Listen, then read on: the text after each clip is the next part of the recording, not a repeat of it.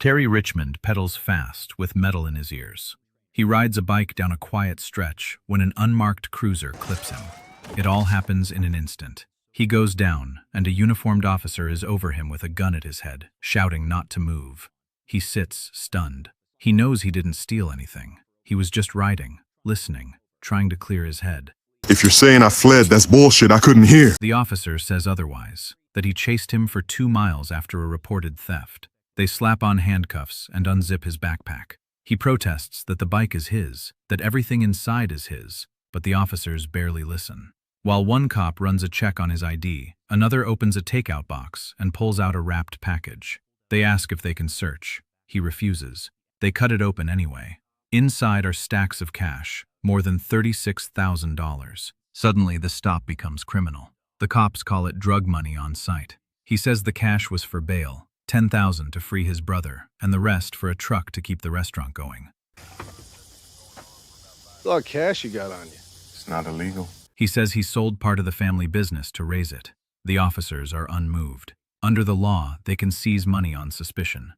We're going to hold on to this money. We've concluded from our investigation that this is drug currency. No. They tell him he'll get a court summons. If he shows up, they'll arrest him. If he stays away, the cash stays with them. They remove the cuffs and tell him to go. At the courthouse, he has nothing but a seizure receipt. The clerk says there is nothing she can do, and the transfer has already been recorded. He argues, losing his temper. A lawyer nearby hears the commotion and steps forward. She offers to help and explains the mechanics. If officers suspect trafficking, seizures can be processed quickly and legally. Suing can be messy and might hide his name, while the department could keep money as a kind of contribution. He says his brother, Michael Richmond, is no ordinary detainee. Michael testified against a crime boss and would not survive in state prison. If he stays in for the full term, he will be at real risk. That deadline, bail by 5, means life or death. He calls an old partner from the restaurant and asks for a transfer. The partner promises to help, but the wire stalls. How much? 10,000. With no bank transfer in hand, he spends the night in a stand of trees, trying to stay warm and out of sight. At dawn, he goes back and files a complaint. He tells the desk exactly what happened. The officer behind the counter steps out, and an officer who was on the stop, Officer Sims, comes with Officer Lon. Lon throws an ID toward him, orders him to leave, and warns that false accusations will bring charges. The police chief, Sandy Byrne, arrives and backs them up, saying the detention was lawful and courteous. He adds a threat. Push the matter and you'll face prosecution for interfering. That shakes him. He offers a deal. Give him $10,000 back to post bail and he'll let the rest go. What if I didn't fight it? What if all I wanted was the 10 for bail, you keep $26K and I disappear? I just need him out. The chief listens and, surprisingly, agrees. He even sets a time to see his cousin on Monday. It feels like a small win. If you come back here at 9 a.m. on Monday morning, you can see your cousin, and we'll put this to bed. Thank you. He spends another night under the trees. In the morning, he rushes to the prison lot and manages to flag down the transport bus.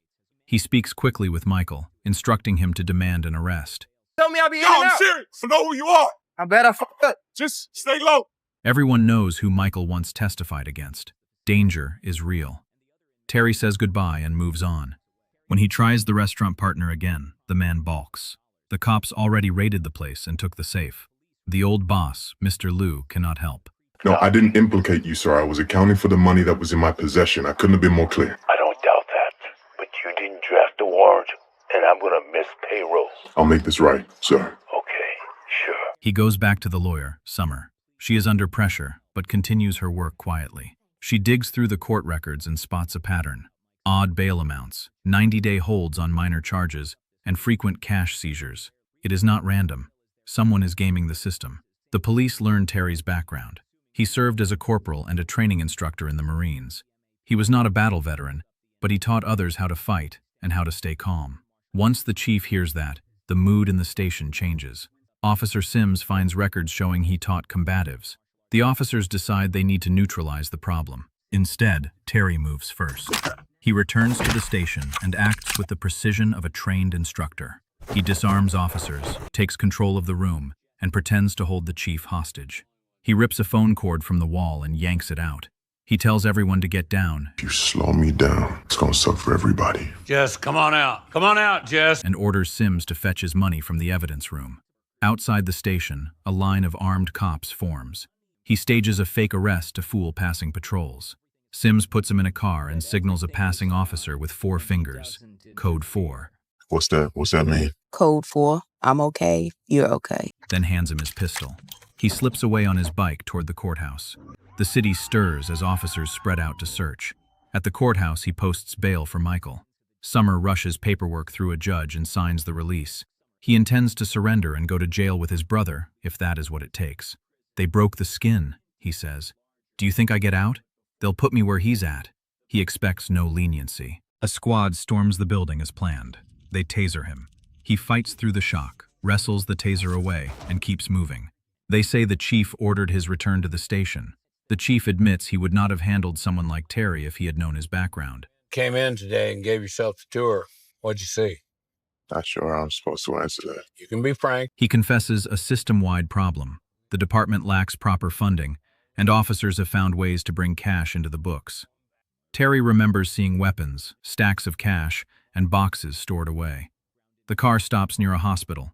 Byrne throws the remaining $26,000 on the pavement, removes the cuffs, and tells him Michael was badly cut in the holding cell. I told you! They claim they bought a pickup as compensation.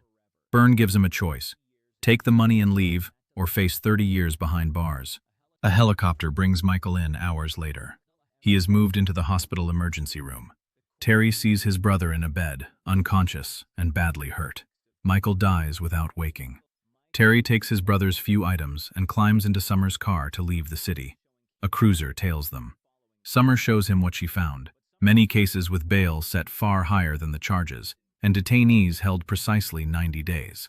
When the 90 days pass, body cam footage can be lawfully erased. The system covers itself.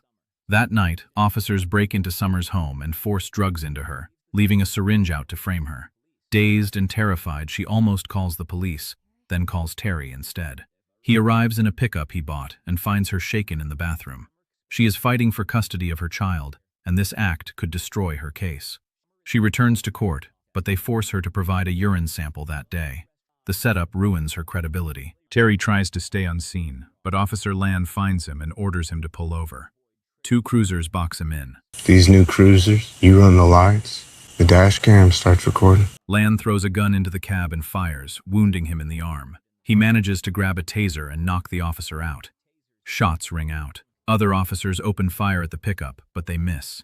He escapes. Summer watches from a shelter where her daughter is staying as police cars roll up. Terry hides the truck under a bridge and calls. A friend inside the force tells her to leave the city, but she refuses to run. She wants the truth out. Mr. Liu helps where he can. He removes a bullet from a wounded man and tends wounds with skills from another life. Terry learns the scale of the rot. The department rigs arrests and seizes cash to keep a hidden budget flowing. The town depends on the corruption. Summer finds quiet allies, a judge who remembers the old fights, and a retired officer who once opposed the scheme step forward. They explain a prior case that nearly bankrupted the city and how officials began to refill coffers by any means. The judge warns that footage can disappear and official records can be slowed until the trail goes cold. They plan to steal proof. The swap is simple on paper. Summer for flash drives that contain the dashcam footage. At dawn, Lan arrives with a team expecting a handoff, but finds a gagged cop in a parked car instead. While Lan searches, Terry slips into the evidence room at the station. He confronts the chief. He empties a non-lethal shotgun and fires to stun the room. He disarms Officer Sims and takes the flash drives. He puts on a vest and says he will burn every illicit dollar if anything happens to Summer. Sims hands over the drives in a moment of panic. Lan stomps on them.